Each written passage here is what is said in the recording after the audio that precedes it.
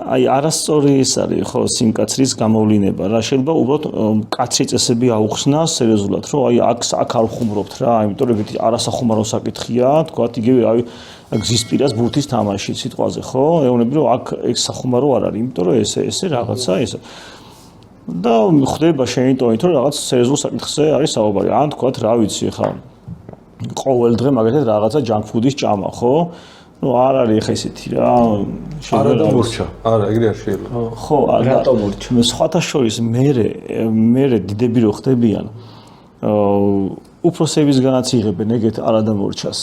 ეგეთი მორჩილები ვის უნდა ეხარო თავიშვილი გაზადოს ეგეთი მორჩილი მარტო შემსრულებელი ისო არა და მორჩა კაი არა და მორჩა და კითხები არ აქვს ადამიანს რა იმიტომ ეგრეა მიჩეული იგივე როცა აი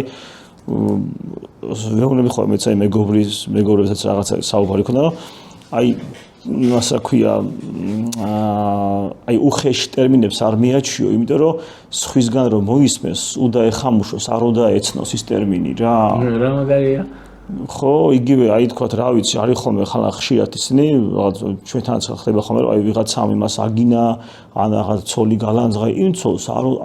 მოსმენილი არ უნდა კონდეს მამამისისგან არავისგან და ვიღაცა რო ეტყვის მე რაღაც ცოტა უხეში სიტყვას ხო უნდა ეხამუშოს ის რომ მე ჩემი ყური მაგას არ არის მიჩეული და ანუ ძალიან კარგია რომ არ მიაჩიო თავიდანვე ეგეთ ტერმინებს რა შენ გონია რომ მე ხო მამა ვარ და შენ რომ ხარ შენაჩვევ მე მაგას მაგ ტერმინებს შენაჩვევ ანუ იმის ყური არ უნდა იყოს მიჩეული ეგეთ რაღაცებს ხო და